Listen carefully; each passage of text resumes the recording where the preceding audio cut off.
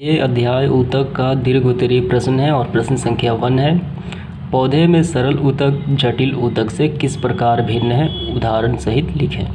तो हमें यहाँ पे सरल ऊतक और जटिल ऊतक इनकी विभिन्नताओं को यहाँ पे बताना है उदाहरण के साथ। तो ये काफ़ी आसान सा प्रश्न है। तो चलिए इसको आंसर लिखते हैं, हल करते हैं इसको। तो आंसर लिखने से पूर्व कुछ बातें इनके बारे में जान लेते हैं कि एक जो पौधा होता है, एक प्लांट होता है, तो उसका विकास सर्वप्रथम प्लांट ऊतक के माध्यम से होता है। तो प्लांट ऊतक दो प्रकार के होते हैं, पहला होता है विभीज्योतकी ऊतक और दूसरा होता है अस्थायी ऊतक। तो विभीज्योतकी ऊतक ही विकास करके अस्थायी ऊतक में तब्दील हो जाते हैं, यानी बदल जाते हैं। और यही अस्थायी ऊतक दो प्रकार के होते हैं। कौन कौन? एक होता है सरल अस्थायी ऊतक और एक होता है जटिल अस्थायी ऊतक। और हमें यहाँ पे इन दोनों के बारे में बताना है। जो सरल अस्थायी ऊतक होता है ये पौधे के मूलभूत जो क्रियाएं होती हैं उनमें सहायक होता है। और जटिल ऊतक जो होता है ये जाइलम और फ्लोएम कहे जाते हैं, जो पौधे में खाद्य और जल का स्थानांतरण करने में मदद करते हैं। तो चलिए इनके बारे में इनका आंसर हम लिख देते हैं, दोनों की भिन्नताओं के बारे में। तो इसका आंसर कुछ इस प्रकार है। तो ये जो पहला लाइन है, जहाँ तक सेंटर ऑफ द टॉपिक की बात की जाए यानी टू द पॉइंट की बात की जाए, तो ये पहला लाइन ही इसके सारे उत्तर को समाहित कर लेता है। ठीक, तो मेन जो अंतर है ये बस यही है। सरल ऊतक समरूप कोशिकाओं का बना होता है, जबकि जटिल ऊतक विभिन्न प्रकार की कोशिकाओं का बना होता है। यानी ये जो सरल ऊतक है इसमें एक ही प्रकार की कोशिकाएं होंगी और ये जो जटिल ऊतक है इसमें विभिन्न प्रकार की कोशिकाएं होंगी।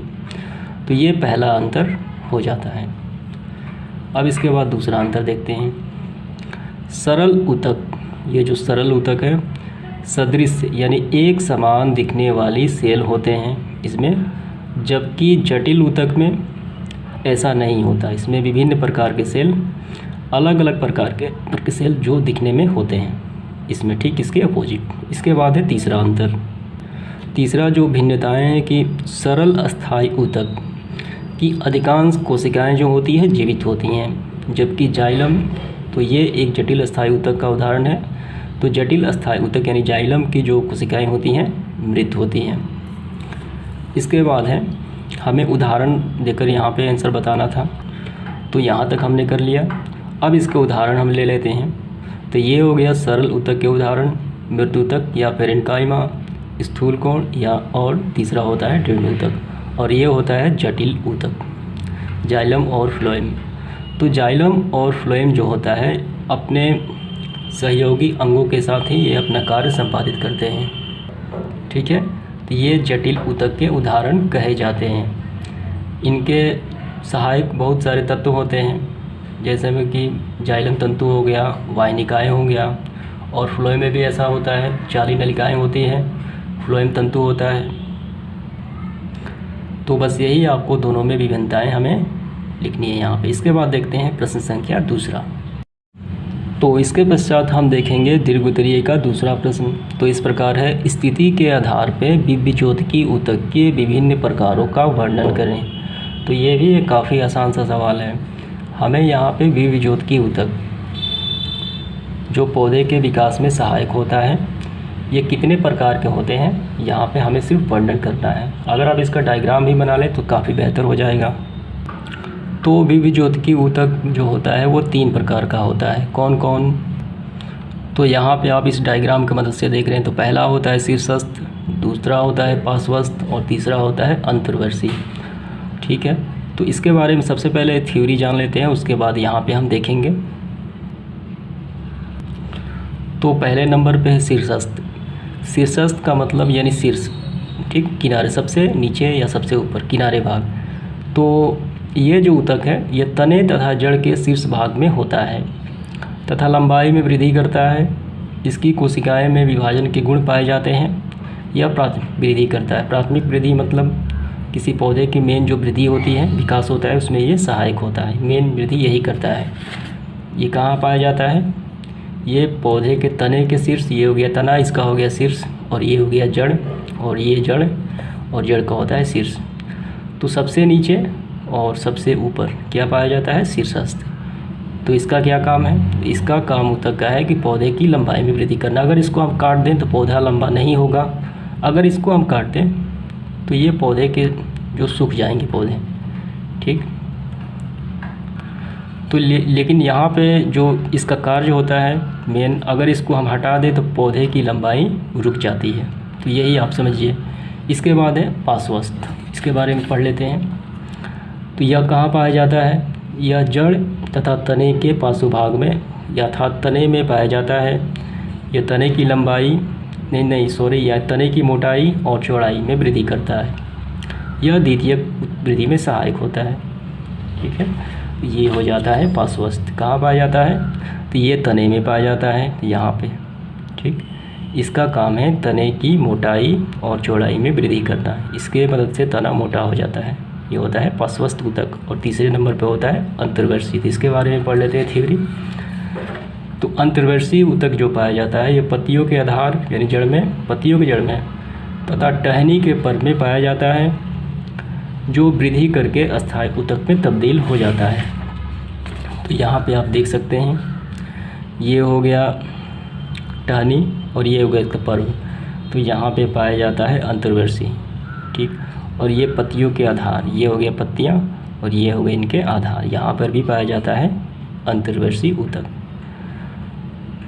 तो यही था विविजोतकी ऊतक के 3 भाग हमें यहाँ पे बताने थे, ठीक है। तो उम्मीद करता हूँ ये आपको समझ में आ गया होगा। ये काफ़ी आसान सा प्रश्न था। इसके बाद अगला का तीसरा प्रश्न। तो तीसरा प्रश्न है, मृदुतक की संरचना एवं कार्य का वर्णन करें। यानी जो मृदुतक ऊतक होता है वो कैसे बना है, किन किन अंगों से बना है, उसकी संरचना कैसे हुई है और उसके क्या क्या कार्य हैं, हमें यही यहाँ पे वर्णन करना है। ये काफ़ी आसान सा प्रश्न है। तो ये रहा इसका आंसर। तो मृदुतक सरल अस्थायी ऊतक का भाग है, ठीक। और इसकी रचना हम कर देते हैं। मृदुतक कोशिकाएं जीवित गोलाकार, अंडाकार, बहुभुजी या अनियमित आकार की होती है। यानी कैसे होती है, गोलाकार भी होती है, अंडाकार भी होती है, बहुभुजी भी होती है, यानी कई भुजाएं होती है। और इसका जो आकार होता है अनियमित होता है, आकार की होती है। तथा कोशिकाओं में कोशिका द्रव्य एवं केंद्रक पाया जाता है। तो कोशिका द्रव्य एवं केंद्रक पाया जाता है उसके बीच में। तथा इनकी कोशिका पतली तथा सेलुलोज की बनी होती है। तथा कोशिकाओं के मध्य रिक्त या अंतरकोशीय स्थान होते हैं। यानी दो कोशिकाओं यानी बहुत सारी कोशिकाओं के बीच थोड़े से गैप होते हैं, यानी रिक्त स्थान होते हैं, उसे कहा जाता है अंतरकोशिकीय स्थान। तथा एक बड़ी रसधानी पाई जाती है। तो इस प्रकार इसकी रचना हो जाती है। और कुछ मृदुतक जिनमें क्लोरोफिल पाया जाता है यानी हरित लवक पाया जाता है, उसे क्या कहा जाता है, उसे कहा जाता है कोरेनकाइमा। तथा कुछ मृदुतक जो जल में पाए जाते हैं और उसमें विशेष प्रकार की गुहिकाएँ होती हैं, उसे कहा जाता है एरेनकाइमा। तो ये रहा इसका रचना, ठीक। आपको ध्यान रखना है, क्लोरोफिल वाले को कहा जाता है कोरेनकाइमा और जो जल में पाया जाता है मृदुतक उसे कहा जाता है एरेनकाइमा। और जो सामान्य ढंग से पाया जाता है तो इस प्रकार से उसकी रचना होती है, ठीक। अब इसके कार्य को हम देख लेते हैं, इसके क्या क्या काम हैं। तो यहाँ पे है, एपिडिडमिस के रूप में यह पौधे को संरक्षण करता है।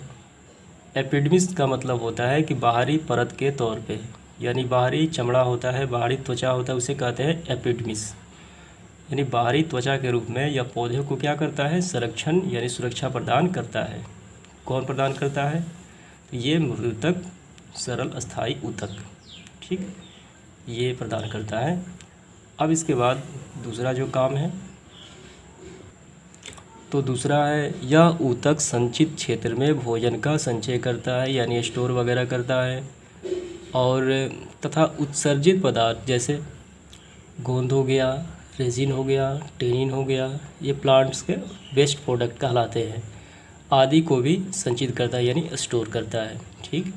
अब इसके बाद तीसरा जो काम है, यह ऊतक भोजन के पार्श्वचालन में सहायक होता है, यानी कंडक्टर का काम करता है, यहाँ से ले जाना और वहाँ पहुँचाना, इस प्रकार का ये काम करता है, भोजन को। चौथा काम हो गया, इसमें पाए जाने वाले अंतरकोशिकीय स्थान गैसीय विनिमय में सहायक होते हैं। यानी पौधे में जो श्वसन होता है गैसीय विनिमय, उसमें ये सहायक होते हैं, कार्बन डाइऑक्साइड और ऑक्सीजन के। ठीक, तो ये इसके काम हैं, आपको समझ में आ गया होगा। इसके बाद यहाँ पे प्रश्न संख्या 4 में स्थूल कोण ऊतक एवं मृदुतक में क्या अंतर है, और स्थूल कोण ऊतक के कार्य हमें यहाँ पे वर्णन करना है। तो चलिए इसका आंसर कर देते हैं। तो इसका आंसर आपको इस प्रकार लिखने हैं। तो ये रहा स्थूल कोण ऊतक, इसे कहा जाता है कालेनकाइमा, और ये रहा मृदुतक, इसे कहा जाता है पेरेन्काइमा। तो पहला अंतर है कोशिका भित्ति मोटी होती है, किसमें? स्थूल कोण ऊतक में। इसमें कोशिका भित्ति पतली होती है। यह ऊतक पौधे को यांत्रिक सहायता प्रदान करता है, यानी उसे गिरने से बचाता है और मदद करता है खड़े होने में। और यह ऊतक भोजन का भंडारण एवं पौधों को सहायता प्रदान करता है। ये आपको ये लिखना है। इसके बाद है तीसरा, इसमें अंतरकोशिकीय स्थान कम तथा कोशिका जो होते हैं वो जीवित होते हैं। यानी दो कोशिकाओं के बीच जो गैप होता है उसे कहा जाता है अंतरकोशिकीय स्थान, इसमें कम होता है और कोशिकाएं क्या होती हैं? जीवित होती हैं। इसमें भी अंतरकोशिकीय स्थान ज़्यादा होता है, किसमें? मृदुतक में, और इसकी भी कोशिकाएं जीवित होती हैं। तो ये रहा इसका 3 आंसर। उम्मीद करता हूँ आपको समझ में आ गया होगा। इसके बाद देखते हैं स्थूल कोण ऊतक के कार्य। तो स्थूल कोण ऊतक के 2 ही मुख्य कार्य होते हैं। पहला कार्य होता है पौधे को यांत्रिकी सहायता प्रदान करना, यानी उसे गिरने से बचाना, उसे सीधे तरीके से खड़े होने में मदद करना। और दूसरा काम होता है हरित लवक के माध्यम से भोजन का निर्माण करना। तो यहाँ पे मैंने स्क्रीनशॉट डाल दिए हैं, आप इसको लिख लीजिए। तो इसके पश्चात है 5वां प्रश्न। तो इस प्रकार है, कोशिका भित्ति के आधार पर पेरेन्काइमा, कालेन्काइमा एवं स्लेन्काइमा के बीच अंतर स्पष्ट करें। ठीक है, तो इनका अंतर स्पष्ट करना है। तो चलिए हल करते हैं। तो अंतर स्पष्ट करने वाले प्रश्नों का फॉर्मेट कुछ इस प्रकार हमें लिखनी चाहिए, यानी तीनों को अलग अलग लिखा जाए और प्रत्येक गुण की चर्चा सब में की जाए। तो ये काफ़ी बेहतर माना जाता है और इससे जो नंबर है मार्क्स काफ़ी बेहतर मिलते हैं। तो यहाँ पे लिखा गया है पेरेन्काइमा, कालेन्काइमा और स्लेन्काइमा, यानी दृढ़ ऊतक। हमें तीनों में अंतर स्पष्ट करना है। तो पहला जो गुण है, इसमें जीवित कोशिकाएं होती है, किसमें? पेरेन्काइमा में। और यही गुण इसमें देखते हैं, इसमें भी जीवित कोशिकाएं होती है, और इसमें कोशिकाएं मृत होती है, इसमें जीवित कोशिकाएं नहीं होती। इसे कहा जाता है दृढ़ ऊतक। इसके पश्चात इसका दूसरा अंतर, कोशिका भित्ति पतली होती है, किसमें? पेरेन्काइमा में। और यही गुण कालेन्काइमा में क्या होती है? कोशिका भित्ति मोटी होती है, और इसमें कोशिका भित्ति मोटी होती है, यानी इन दोनों में मोटी होती है और इसमें पतली होती है। इसके बाद है तीसरा अंतर। तो तीसरा अंतर ये हुआ, कोशिकाओं के बीच ज़्यादा रिक्त स्थान होते हैं, यानी अंतरकोशीय स्थान इसमें ज़्यादा होते हैं पेरेन्काइमा में, और इसमें कालेन्काइमा में भी रिक्त स्थान होते हैं। ठीक, इसमें भी पाए जाते हैं। और स्लेन्काइमा यानी दृढ़ ऊतक में रिक्त स्थान नहीं पाए जाते हैं, इसलिए ये काफ़ी कठोर होते हैं। इसके बाद इसका चौथा आखिरी अंतर, यह ऊतक भोजन का भंडारण करता है और पौधों को सहायता प्रदान करता है। ठीक, और इसमें यह पौधे को यांत्रिकी सहायता प्रदान करता है, यानी पौधे को गिरने से बचाता है, उसे अच्छी तरीके से खड़े होने में मदद करता है, यांत्रिकी सहायता करता है। और यही इसमें होता है स्लेन्काइमा यानी दृढ़ ऊतक में, यह पौधे को मजबूती प्रदान करता है। तो उम्मीद करता हूँ ये आपको समझ में आ गया होगा ये। और यहाँ पे मैंने स्क्रीनशॉट भी डाल दिए हैं, अगर आपको लिखा हुआ समझ में नहीं आता है तो यहाँ पे आप लिख सकते हो।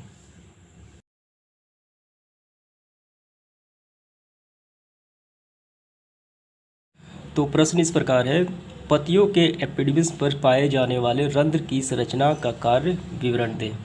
तो ये काफ़ी आसान सा प्रश्न है, तो चलिए इसको हल करते हैं। तो सबसे पहले रंध्र की परिभाषा जान लेते हैं।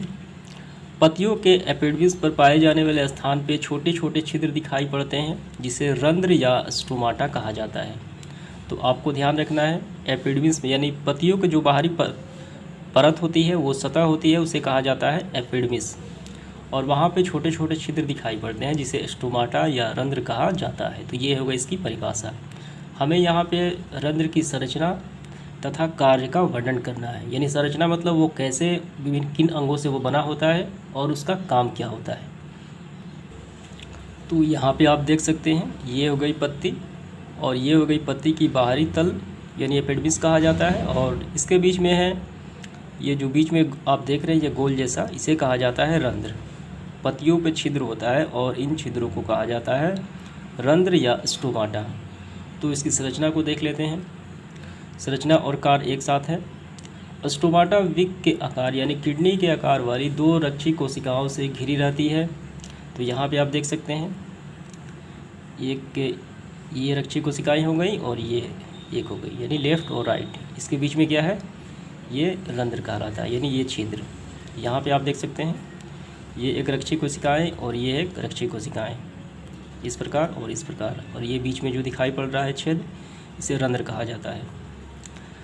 और रंध्र छिद्रों के माध्यम से वायुमंडल से गैसों का जो आदान प्रदान होता है, यानी ऑक्सीजन और कार्बन डाइऑक्साइड तथा जल वाष्प का आदान प्रदान किसके द्वारा होता है, तो रंध्रों के द्वारा ही होता है।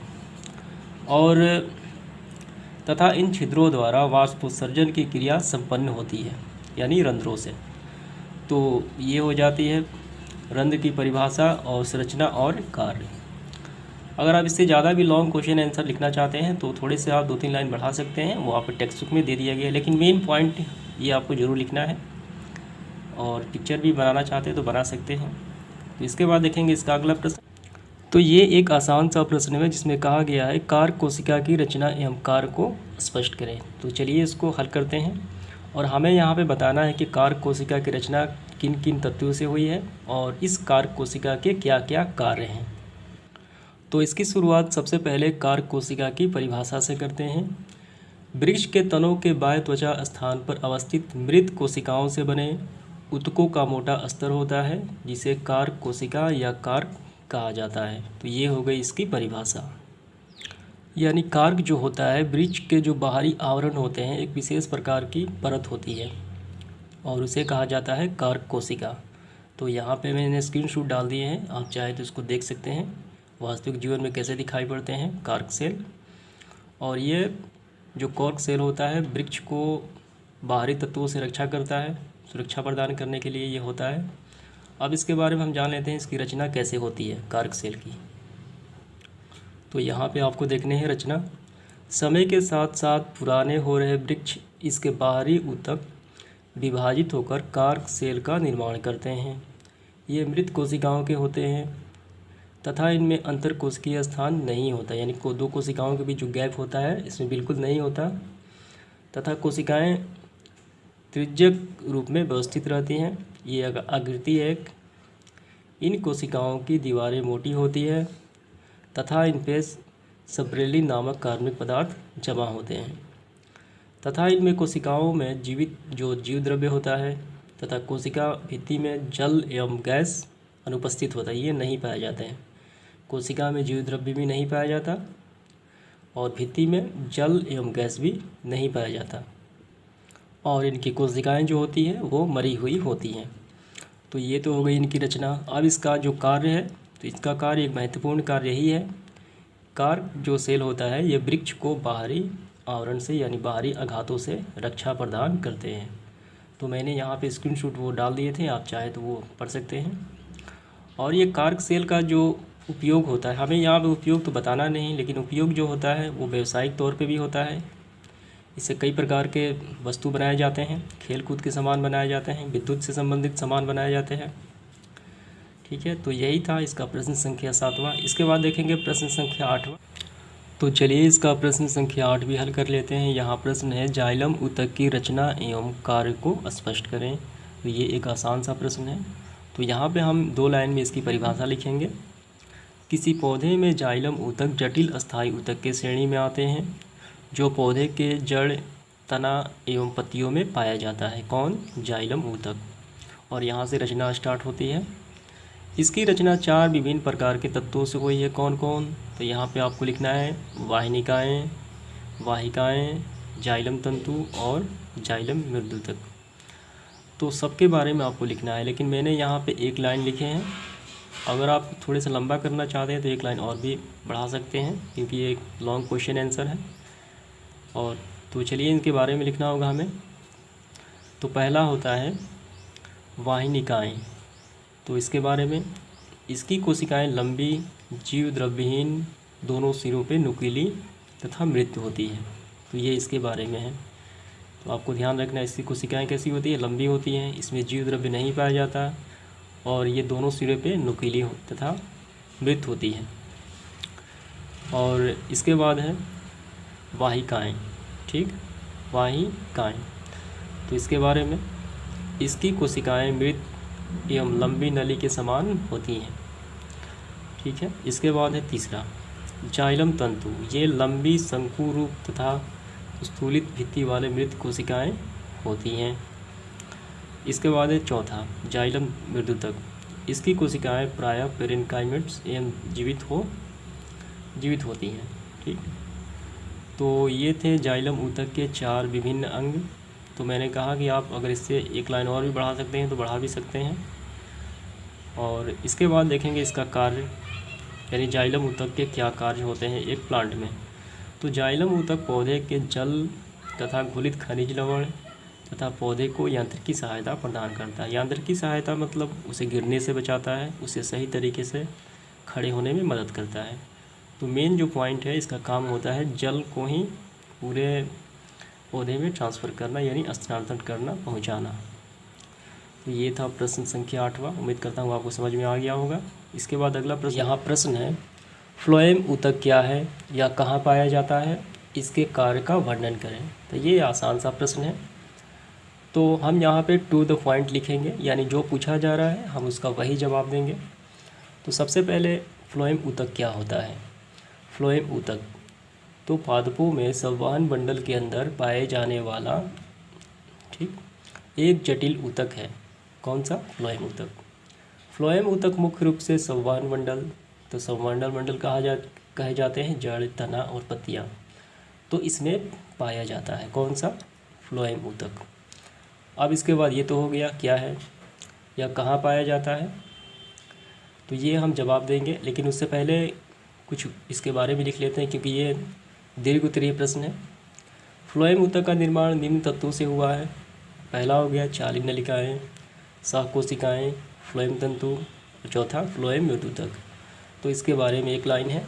ये एक्स्ट्रा हो गया क्योंकि हमें ये रचना नहीं पूछी जा रही थी, लेकिन फिर भी हमने यहाँ पे लिख देते हैं क्योंकि ये लघु दीर्घ उत्तरीय प्रश्न है। तो इसके बारे में देखिए आप, चाली नलिकाएँ ये लंबी बेलनाकार तथा छिद्रित भित्ति वाली सेल होती हैं। सहकोशिकाएँ यह चालनी नलिकाएँ के पार्श्व भाग में स्थित होती हैं। फ्लोएम तंतु यह लंबी रीढ़ कोशिका से बनी होती है। फ्लोएम मृदुतक यह जीवित लंबी तथा केंद्रक युक्त कोशिकाएं इसमें होती हैं फ्लोएम मृदुतक में। तो ये हो गया थोड़े से इसके बारे में। अब यह कहाँ पाया जाता है, तो ये आपको लिखना है। यहाँ पे लिखा गया है फ्लोएम ऊतक मुख्य रूप से संवहन मंडल यानी जड़, तना, पत्तियों में पाया जाता है। ये भी हो गया। इसके कार्य का वर्णन करें, तो इसका क्या काम है, तो इसका काम है यह पौधे में भोजन संचित करता है यानी स्टोर करता है तथा भोज्य पदार्थ के संवहन में सहायक होते हैं। ये भोजन के ट्रांसफ़र एक स्थान से दूसरे स्थान में ले जाने आने का ये काम करता है। ठीक, फ्लोएम ऊतक। तो अगर आप चाहते हैं इसके बारे में थोड़े से और लिखना तो वो टेक्स्ट बुक में दिया गया है, आप चाहे तो लिख सकते हैं, और वैसे भी इतना भी काफ़ी है। इसके बाद देखते हैं प्रश्न संख्या 10वां। तो 10वां नंबर प्रश्न में है ऊतक क्या है। ठीक, व्हाट इज़ टिश्यू। जंतु ऊतक कितने प्रकार के होते हैं, तो सबसे पहले ऊतक की परिभाषा यहाँ पे दे दी गई है। समान उत्पत्ति तथा सामान्य कार्यों को संपादित करने वाली कोशिकाओं के समूह को ऊतक कहा जाता है। यानी उत्पत्ति और कार्यों में समान होनी चाहिए और वे सारी कोशिकाएं एक जगह संपादित होकर एक ही कार्य को संपादित करती हैं, तो वो ऊतक कहलाती है। अब इसके बाद जंतु ऊतक कितने प्रकार के होते हैं, तो ये होते हैं 4 प्रकार के। पहला उपकला या एपिथेलियम ऊतक, संयोजी ऊतक, पेशी ऊतक और तंत्रिका ऊतक। तो इस प्रकार ये प्रश्न संख्या 10 भी हल हो जाता है। की विशेषताओं और कार्यों का वर्णन करें। तो ये थोड़े से लंबा प्रश्न हो जाता है, क्योंकि यहाँ पे ये नहीं बताया गया है कि इसके किस भाग का कार्य है, यानी सिर्फ कार्य लिखा गया है, तो इसका मतलब सभी भाग का कार्य वर्णन हमें करना है। तो इस तरीके से ये प्रश्न थोड़ा सा लंबा भी हो जाता है। तो सबसे पहले ये हम जान लेते हैं कि एपिथेलियम ऊतक क्या है और कहाँ पाया जाता है। तो इसका आंसर इस प्रकार है। जंतुओं के शरीर की बाहरी सतह पर एक पतली परत और अंदर स्थित अंगों के बाहरी तथा भीतरी सतह का निर्माण करने वाली परत जो कहलाती है वो उपकला ऊतक यानी एपिथेलियम ऊतक कही जाती है। आपको ध्यान रखना है, उपकला ऊतक या एपिथेलियम ऊतक इसका एक दूसरा नाम है, यही है, एपिथेलियम ऊतक कहलाता है। तो कहाँ पाई जाती है? तो जंतुओं के बाहरी सतह पर ठीक पतली परत होती है और उन्हीं जंतुओं के आंतरिक अंगों के बाहरी और उनके भीतरी सतह पर कौन सी ऊतक रहती है? तो वो होती है एपिथेलियम ऊतक। तो ये हो गई इसके बारे में। अब विशेषता और कार्य देख लेते हैं, क्या विशेषता और कार्य है। तो यहाँ पे एपिथेलियम ऊतक सामान्यतः 4 प्रकार के होते हैं। कितने प्रकार के? तो 4 प्रकार के होते हैं और सभी मिलकर कार्यों को संपादित करते हैं, सभी मिलकर कार्य संपादित करते हैं। एपिथेलियम ऊतक की कोशिकाओं का आकार उनके स्थान तथा कार्य के अनुसार अलग अलग होता है, यानी वो कैसा कार्य करने वाला हो और किस स्थान पे होगा तो उसी के अनुसार उनका कार्य निर्धारण होता है। इस ऊतक में अंतरकोशिकीय स्थान यानी कोशिकाओं के जो बीच में स्थान होता है वो नहीं होता, अर्थात जब अंतरकोशीय स्थान नहीं होगा तो कोशिकाएं क्या होंगी, उनके बीच गैप काफ़ी कम हो जाता है। तो अब हम यहाँ पे अध्ययन करेंगे यानी वर्णन करेंगे कि यहाँ पे हमें बताया गया कि कार्यों का वर्णन करें, तो ये नहीं बताया गया कि कौन से भाग का, तो हमें सभी कार्य वर्णन करना है। तो इसका जो 4 भाग होते हैं, तो पहला भाग हो जाता है सल्की एपिथेलियम। तो इसके बारे में हम प्रत्येक के बारे में जानेंगे, चारों के बारे में और उसके कार्य के बारे में। तो ये आपको लिखना है। यह त्वचा के बाहरी परत पर पाई जाती है, यह दीवार पर लगी ईंट के समान दिखती है, ठीक है। और ये लाइन इसके बाद ये आपको लिखना है, ये छूट गया है, आप इसको यहाँ से लिख लीजिए। इन ऊतक के सेल में केंद्रक होता है तथा न्यूक्लियस होता है। न्यूक्लियस सभी चारों भाग में पाया जाता है। न्यूक्लियस जो होता है वो सेल के बीच वाला एक पार्ट होता है, ठीक, वो सभी में पाया जाता है, यानी सभी भागों में पाया जाता है। और इनका कार्य आंतरिक अंगों की सुरक्षा देना तथा रक्त वाहिनियों एवं वायु कोश में पदार्थों के विसरण में सहायता देना, ये सल्की एपिथेलियम का कार्य हो जाता है। इसके बाद देखेंगे इसका दूसरा भाग। तो दूसरा भाग है स्तंभाकार एपिथेलियम, ठीक, स्तंभाकार एपिथेलियम। यह ऊतक एक ही स्तर के सजे स्तंभाकार कोशिकाओं के बने होते हैं तथा कोशिकाओं के मुक्त सिरों पर सूक्ष्म रसांकुर होते हैं। ये अवशोषण एवं श्रावण तथा यांत्रिक सहायता प्रदान करते हैं। तो ये समझ लिया जाए पिक्चर की सहायता से। तो इसके बारे में जैसे बताया गया है कि ये ऊतक एक ही स्तर के सजे स्तंभाकार कोशिकाओं के बने होते हैं। तो ये रहा स्तंभाकार एपिथेलियम, देखिए एक साइज के हैं, सब सारे सभी एक जैसे बने हुए हैं, ठीक है। और इसके बारे में क्या है, तथा कोशिकाओं के मुक्त सिरों पर सूक्ष्म रंध्रांकुर होते हैं। तो मुक्त सिरों पर देखिए ये हो गया सूक्ष्म रंध्रांकुर, ये पतली पतली धारियाँ दिखाई पड़ रही है। और इसका काम क्या है, और एक बात और कि ये जो बीच का जो काला दिखाई पड़ रहा है न्यूक्लियस इसे कहा जाता है। ये सभी में पाया जाता है, इसमें भी और ये है क्यूबॉइडल, इसमें भी न्यूक्लियस और यहाँ पे भी न्यूक्लियस, ठीक है।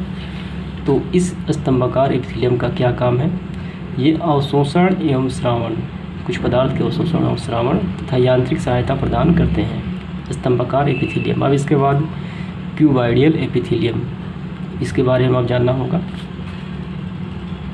तो यहाँ आप देख लीजिए डायरेक्ट क्यूबॉइडल एपिथेलियम, ये यहाँ इसका डायग्राम। इसकी कोशिकाएं घनाकार होती हैं इस प्रकार।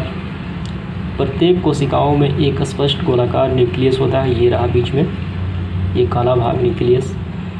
ये लार ग्रंथि और श्वेत ग्रंथि भी नलिकाओं में पाई जाती है ये पूरे। और इसका क्या काम है, तो इसका काम है अवशोषण और श्रावण अतिरिक्त अंगों की यांत्रिक अवलंबी रहता है। तो ये इसी के जैसा सेम कार्य जो हमने अभी पढ़ा स्तंभाकार, वो सेम कार्य जो सो ये दे रहा था। तो तो इसका भी सेम काम है स्तंभाकार ऊतक के भांति। इसके बाद है चौथा पक्षमावी या पक्षमल एपिथेलियम। तो ये रहा इसका डायग्राम। इसके बारे में शरीर के कुछ अंगों जैसे ट्रेकिया के भीतर सतह के अंदर स्तंभाकार एपिथेलियम सिलिया या वस्तुवार होते हैं, ये पाया जाता है। सिलिया सिलियरी गति के द्वारा श्वासन नली के भीतर सतह का क्यूमस या, तो इसके बारे में बताया गया। तो आपको इसका कार्य लिख लेना है, बस थोड़े से उस आगे वाला पॉइंट लिख लीजिए और इसका कार्य। तो इसका काम है अंडवाहिनी में ऐसे कोशिकाओं की सिलिया गति द्वारा अंडाणुओं को एक ही दिशा में जाने में मदद करती है। ठीक है, ये हो जाता है पक्षमल एपिथेलियम की कार्य। तो इस प्रकार ये प्रश्न संख्या 11 भी समाप्त हो जाता है। तो प्रश्न इस प्रकार है, संयोजी ऊतक क्या है? किसी एक प्रकार की संयोजी ऊतक का कार्य सहित वर्णन करें। तो ये काफ़ी आसान सा प्रश्न है। तो इसका आंसर आपको इस प्रकार लिखना है, संयोजी ऊतक कनेक्टिव टिश्यू। तो यह ऊतक विभिन्न अंगों और ऊतकों को समृद्ध करता है तथा उन्हें कुछ अवलंबी देता है। तो ये जो संयोजी ऊतक है, इसका काम है कि विभिन्न प्रकार के ऊतकों को एक साथ रखना और उसे मजबूती प्रदान करना और उसे सहायता प्रदान करना, यही संयोजी ऊतक का काम। और इसकी रचना इस प्रकार हुई है। संयोजी ऊतक आंतरिक भाग के रिक्त स्थानों में भरी होती है। ठीक है, संयोजी ऊतक 3 प्रकार के होते हैं। कौन कौन? तो ये रहा वास्तविक संयोजी ऊतक, कंकाल ऊतक और तरल ऊतक यानी संवहनीय ऊतक। तो हमें ये तो हो गया संयोजी ऊतक क्या है। तो आपको बस यही याद रखना है कि संयोजी ऊतक विभिन्न प्रकार के ऊतकों को एक साथ बांध के रखता है और उसे मजबूती और सहायता प्रदान करता है। और ये 3 प्रकार का होता है इस प्रकार। और हमें यहाँ किसी एक प्रकार के संयोजी ऊतक का कार्य सहित वर्णन करना है। ठीक, इन तीनों में से। तो हम लोग यहाँ पे तरल ऊतक, ठीक, या संवहनीय ऊतक के बारे में कार्य सहित वर्णन करेंगे। तो चलिए, तो आइए, तरल ऊतक रक्त या रुधिर यानी जिसे खून कहा जाता है एवं लसिका तरल संयोजी ऊतक कहलाते हैं। ठीक है, यानी पहला हो गया और ये दूसरा हो गया। तो हम यहाँ पे रक्त के बारे में वर्णन करेंगे और इसके कार्य के बारे में यहाँ पे जिक्र करेंगे। तो पहला हो जाता है रक्त या रुधिर या खून। तो रक्त हमारे शरीर में तरल अवस्था में उपस्थित होता है और पूरे शरीर में ऑक्सीजन एक स्थान से दूसरे स्थान में पहुँचाता है। तो इसके बारे में रक्त या रुधिर के तरल भाग को क्या कहा जाता है? प्लाज्मा कहते हैं। इसमें रुधिर कणिकाएँ तैरती रहती हैं जिसे कहा जाता है आरबीसी, डब्ल्यूबीसी और प्लेट्स, यानी रेड ब्लड सेल, श्वेत ब्लड सेल और प्लेट्स। अब हम इन तीनों के बारे में संक्षेप में जानेंगे। तो पहला है आरबीसी, लाल रुधिर कणिकाएँ। इसमें हीमोग्लोबिन पाया जाता है और इसी की वजह से ये लाल दिखाई पड़ता है। आरबीसी का सतह गोलाकार होता है तथा केंद्रक नहीं होता। और ये कहाँ बनता है आरबीसी? अस्थि मज्जा में। और इसकी संख्या डब्ल्यूबीसी से ज़्यादा होती है। ये तो हो गया आरबीसी। इसके बाद है डब्ल्यूबीसी यानी वाइट ब्लड सेल। हीमोग्लोबिन नहीं होता इसमें, इसकी मात्रा आरबीसी से कम होती है। अब इसके बाद तीसरा प्लेट्स। तो प्लेट्स का काम है रक्त के धक्का बनने में मदद करना। अगर ब्लड किसी कारणवश शरीर का अंग कट जाता है तो वो धक्का बनने में प्लेट्स के कारण ही होते हैं। अब इसके बाद देखेंगे, प्रश्न में कहा गया है कि रुधिर के कार्य यानी एक तरल ऊतक के कार्य भी बताना है। तो रुधिर के कार्य यानी खून के क्या काम होते हैं वो भी हमें यहाँ पे वर्णन कर देते हैं। तो यहाँ आप देखिए, रुधिर यानी खून के 2 काम है। परिवहन यानी किसी पदार्थ को एक स्थान से दूसरे स्थान ले जाना और ले आना परिवहन कहलाता है। और ताप नियंत्रण यानी बॉडी के टेम्परेचर को नियंत्रण करना, 2 काम होता है। ठीक है, ये 2 काम होता है रक्त का। और यहाँ पे इसके 4 काम दिए गए हैं, आप इसको नोट डाउन कर लीजिए। बस इसके बाद प्रश्न संख्या 12 समाप्त हो जाता है, ये आपको उतार लेना है। रक्त या रुधिर की संरचना का वर्णन करें। तो ये यहाँ पे हमें रक्त या ब्लड इसकी संरचना के बारे में बताना है, यानी वो कैसे किन किन अंगों के साथ मिलके बना है। आपको ध्यान रखना है, इसके कार्य हमें नहीं बताना है, सिर्फ संरचना बताना है। तो ये काफ़ी आसान सा प्रश्न है। तो चलिए इसको हल करते हैं। जैसा कि हम सभी को मालूम है, खून जो होता है, ब्लड जो होता है, प्रत्येक जीवों के शरीर में अनिवार्य रूप से पाया जाता है। तो इसके बारे में थोड़े से जान लेते हैं। तो सबसे पहले इसके बारे में हमें लिखना ही पड़ेगा। तो यहाँ पे इसका आंसर इस प्रकार है, रक्त या रुधिर तरल संयोजी ऊतक कहलाते हैं। तरल मतलब पानी जैसा, तरल संयोजी ऊतक कहलाते हैं। और इनके तरल भाग क्या कहलाता है? प्लाज्मा कहलाता है। और इसी प्लाज्मा में क्या होता है? रुधिर कणिकाएँ तैरती रहती हैं, ठीक है। और रक्त में कोशिकाएं बिखरी होती हैं तथा अंतरकोशिकीय पदार्थ तरल होता है। तो इसे डायग्राम की मदद से हम लोग समझ लेते हैं। ये मानव रक्त का डायग्राम है। तो परिभाषा के अनुसार यहाँ पे देखिए आप, तो परिभाषा में होता है कि इनके तरल भाग क्या कहलाता है? प्लाज्मा कहलाता है। रक्त या रुधिर तरल संयोजी ऊतक कहलाता है और इसके तरल भाग प्लाज्मा कहलाता है, जिनमें रुधिर कणिकाएँ तैरती रहती हैं। तो ये एक रक्त सेल है, ठीक। तो यहाँ देखिए आप, ये हो गया प्लाज्मा। ये सारा जो भाग दिखाई पड़ रहा है वो कहलाता है प्लाज्मा यहाँ पे। और इसी प्लाज्मा में जो रक्त के अन्य अंग कहलाते हैं, जैसे कि रुधिर कणिकाएँ कहलाती हैं। और रुधिर कणिकाएँ भी 3 प्रकार की होती हैं, आरबीसी, डब्ल्यूबीसी और प्लेट्स। अन्य कई महत्वपूर्ण अंग होते हैं, वो सारे इसी प्लाज्मा में क्या होते हैं? तैरते रहते हैं। यहाँ आप देख सकते हैं ये सारे अंग तैरते हैं। और ये जो बीच का स्थान दिखाई पड़ रहा है ये कहलाता है प्लाज्मा। और प्लाज्मा क्या होता है आगे हम पढ़ेंगे। ये एक तरल पदार्थ होता है ये प्लाज्मा। तो ये हो गया प्लाज्मा, ये हो गया आरबीसी और इसे कहा जाता है लिम्फोसाइट, ठीक, जो डब्ल्यूबीसी का भाग होता है।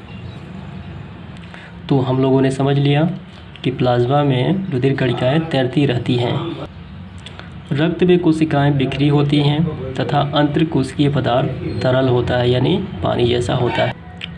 तो अभी तक हमने जाना रक्त के बारे में यहाँ से यहाँ तक।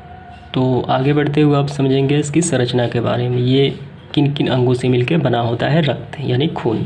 तो यहाँ आप देखिए ध्यान से। तो संरचना, रक्त या रुधिर जिसे ब्लड भी कहा जाता है, मुख्यतः 2 भागों में बांटा गया है। पहला प्लाज्मा और दूसरा रुधिर कणिकाएँ।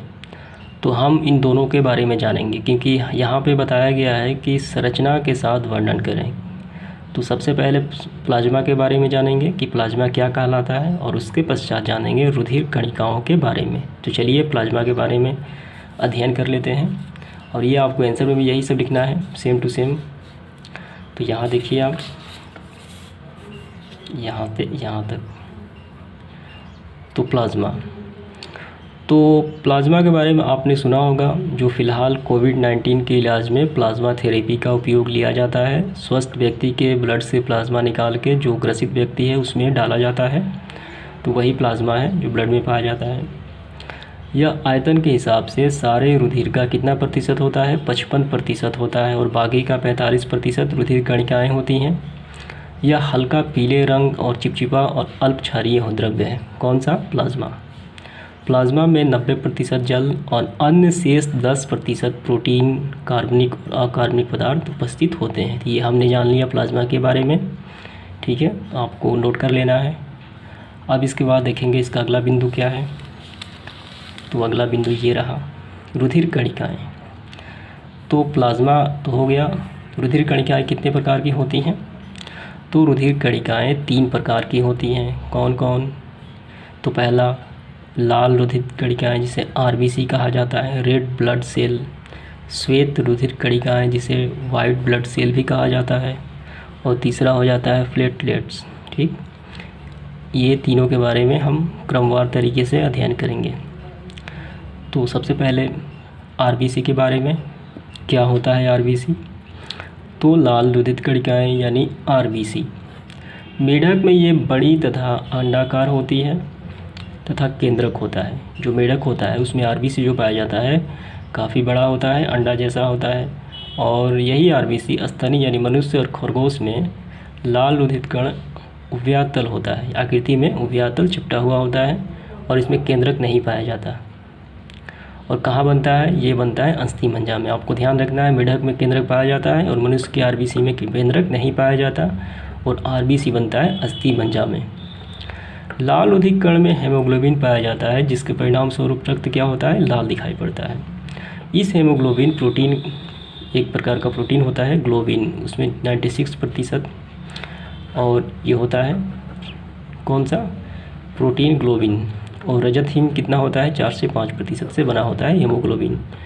अब इसमें क्या होता है, जो रजत हिम में 4 से 5% बना होता है, इसके हिम में Fe होता है यानी लोहा होता है, जिससे ऑक्सीजन यानी O को बांधने और मुक्त करने की क्षमता रखता है। तो इसी कारण जो लाल रुधिर RBC होते हैं, रक्त का परिवहन, जो ऑक्सीजन का परिवहन पूरे बॉडी में करते हैं। ठीक है, ये हो गया। अब इसके पश्चात दूसरा नंबर पे है श्वेत रुधिर कणिका यानी WBC। ठीक है, इसे कहा जाता है WBC, वाइट ब्लड सेल। ये अनियमित आकृति की केंद्रक युक्त और हेमोग्लोबिन रहित होती है। आपको ध्यान रखना है, केंद्रक नहीं पाया जाता है और न ही हेमोग्लोबिन पाया जाता है, और इसकी संख्या RBC से काफ़ी कम होती है, किसकी, श्वेत रुधिर कणिकाओं की। और इनके कोशिका द्रव्य के कण निर्धारण के आधार पे 2 प्रकार के होते हैं, पहला लिम्फोसाइट और दूसरा मोनोसाइट। कणों की क्या होता है, ये उपस्थिति के आधार पे, कणों की अनुपस्थिति, कण नहीं पाए जाते हैं, लिम्फोसाइट और मोनोसाइट। और लिम्फोसाइट एंटीबॉडी का निर्माण करती है और श्वेत रक्त कणिका रुधिकाओं के साथ जीवाणुओं को नष्ट करने में मदद करती है। तो सीधे सीधे आपको समझना है कि WBC जो होता है वो एंटीबॉडी के साथ जीवाणुओं को नष्ट करने में मदद करता है ब्लड में, और इसकी संख्या काफ़ी कम होती है RBC से। ठीक है, और इसमें हेमोग्लोबिन नहीं पाए जाते। यही चीज़ें आपको लिखनी है। इसके बाद तीसरा देख लेते हैं, इसे कहा जाता है प्लेट्स। और ये प्लेट्स क्या होता है, इसके बारे में जान लेते हैं। तो मेढक के रुधिर में यानी खून में केंद्रक युक्त सेल पाई जाती है, तथा स्तनीय यानी मानव और खरगोश में केंद्रकहीन, इसमें केंद्रक नहीं पाए जाते हैं। कुछ गोलाकार, कुछ टिकिए के समान होती हैं, जिसे प्लेट्स कहा जाता है। और इस प्लेट्स का काम होता है रक्त के थक्का बन जमने में मदद करना। अगर किसी कारणवश दुर्घटना हो जाता है तो रक्त का थक्का किसके कारण बनता है, तो वो बनता है प्लेट्स के कारण। ठीक है, आप समझ गए होंगे। तो ये था रक्त की संरचना। हमें कार्य तो नहीं कहा, लेकिन एक लाइन में हम इसके कार्य भी लिख सकते हैं, रक्त का क्या काम होता है। तो शॉर्ट में आप इस प्रकार लिख सकते हैं, आपको लिखना ही पड़ेगा। रुधिर या रक्त का कार्य, परिवहन एवं ताप नियंत्रण। परिवहन मतलब किसी पदार्थ को एक स्थान से दूसरे स्थान ले जाना और वापस लाना, परिवहन कहलाता है। और टेम्परेचर का कंट्रोल करना, ये खून का काम होता है।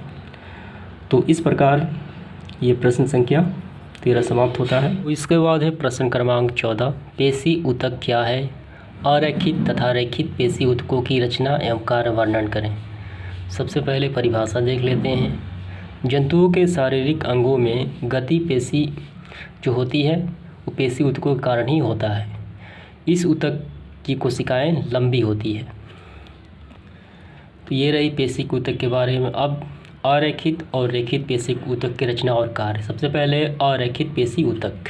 अरेखित पेशी, ये पेशियाँ नेत्र के आइरिस में, वृषण और उसकी नलिका में, मूत्रवाहिनी और मूत्राशय में तथा रक्तवाहिनियों में पाई जाती है। आहार नाल की भित्ति में ये अनुदैर्ध्य और गोलाकार पेशी स्तरों के रूप में दिखाई देती है, यहाँ पे इस आकृति में। ठीक है, ये सारे अरेखित पेशी या कोशिका तर्कु की आकृति कैसी होती है। आकृति तर्कु की आकृति की होती है। इसमें प्रचुर मात्रा में कोशिका द्रव और केंद्रक पाया जाता है यहाँ पे।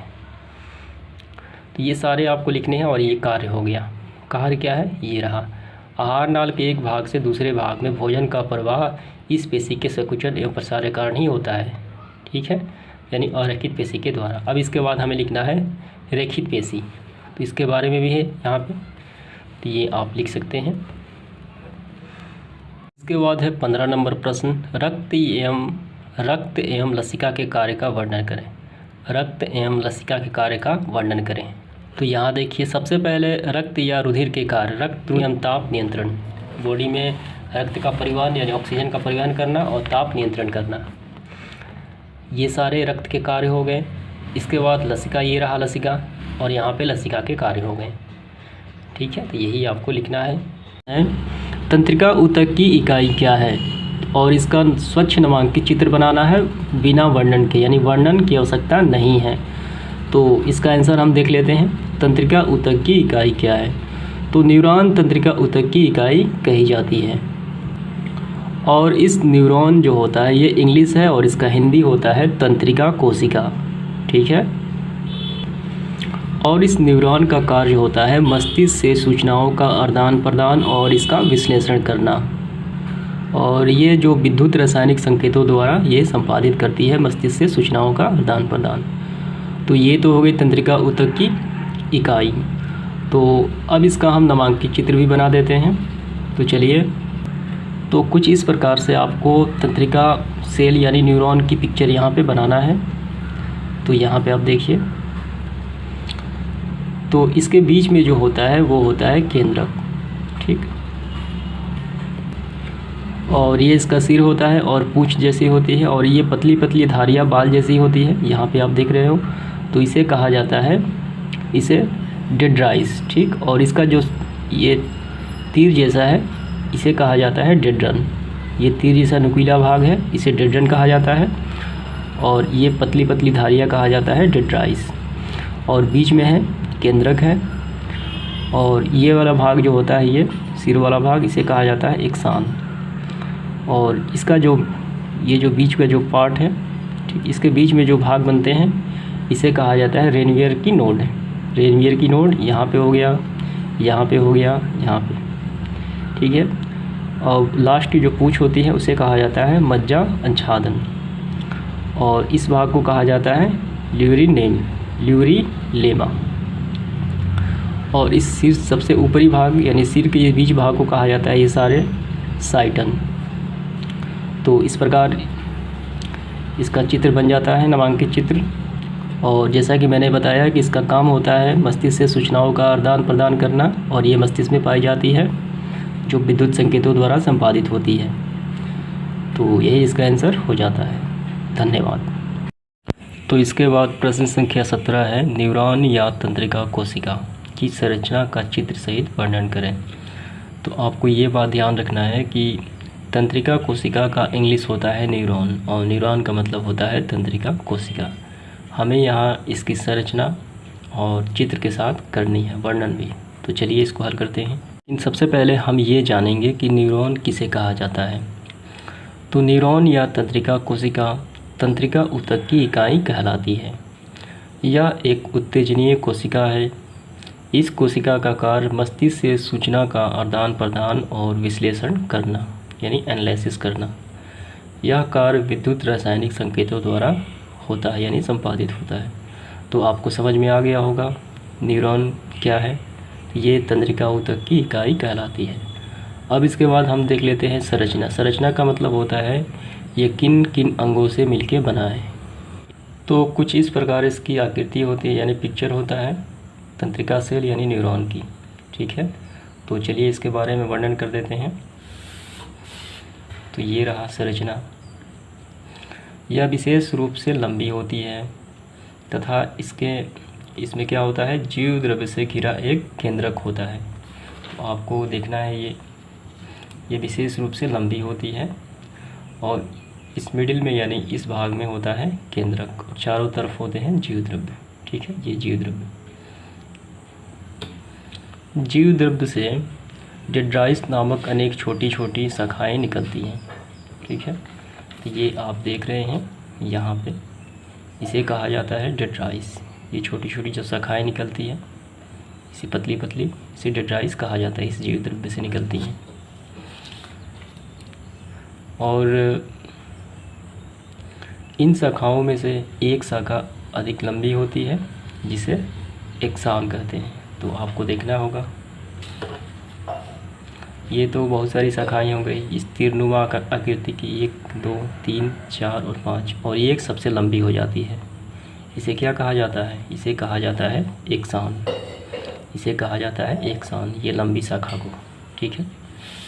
इसके बाद आगे देखते हैं, जो संदेशों को कोशिका से दूर ले जाने का कार्य करती है। कौन कार्य करती है, एक्सान का कार्य करती है। साधारणतः एक लंबे एक्सान को तंत्रिका तंतु कहते हैं तथा तंत्रिका तंतु के बाहरी कोमल आच्छद को न्यूरिमा आच्छद कहा जाता है। यानी ये जो देख रहे हैं आप, इस मोटे आकार जैसी इस तरफ फूली हुई है, इसे कहा जाता है न्यूरिमा आच्छद। ये रहा और ये सारे। इसके बाद आगे देखते हैं। तो हम लोगों ने पढ़ा यहाँ तक, तथा इसके नीचे वाले भाग को माइलिन अछाद या मंजा अछाद कहा जाता है। तो सबसे नीचे ये देख रहे हैं, सबसे नीचे ये वाला पार्ट है, तो इसे कहा जाता है मंजा आछद, ठीक है। और सबसे ऊपरी और बीच में सभी को कहा जाता है नीलिमा आछद। तथा यह जगह जगह सुपचित होता है, जिसे रेनवियर की नोड कहा जाता है। तो बीच में जो इसके भाग बनते हैं, ये वाला, इस यहाँ पे देख रहे हैं आप, और यहाँ पे देख रहे हैं, और यहाँ पे, इसे कहा जाता है रेनवियर की नोड। तो ये तो हो गया अंगों के बारे में। इसके बाद आगे, एक न्यूरॉन के एक्सान के अंतिम छोर की शाखाएं दूसरे न्यूरॉन के डेंड्राइट से जुड़कर सिनेप्स का निर्माण करती है, यानी सिनेप्स बनाती हैं। तो ये भी आप देख लीजिए, पिक्चर टेक्स्ट बुक में दिया हुआ है। तो यहाँ पे आप देखिए, एक न्यूरॉन का एक्सान, इसे कहा जाता है, सबसे लंबी है, इसे एक्सान कहा जाता है, और दूसरे न्यूरॉन का ये कहा जाता है डेंड्राइट। तो ये दोनों आपस में मिल जाती है, तो इसे कहा जाता है सिनेप्स, ठीक है। ये आप समझ गए होंगे। ये काफ़ी महत्वपूर्ण पार्ट होता है तंत्रिका कोशिका का। इसके बाद आगे देखते हैं, आवेग का संचार जो होता है हमेशा एक्सान की एक सेल से दूसरी सेल में डेंड्राइट तक होता है। किसके द्वारा? डेंड्राइट के द्वारा। जो लंबी लंबी पतली पतली बाल जैसी आकृति होती है, इसे कहा जाता है डेंड्राइट। इसी से आवेग का संचार होता है। तो ये था तंत्रिका सेल की बारे में व्याख्या।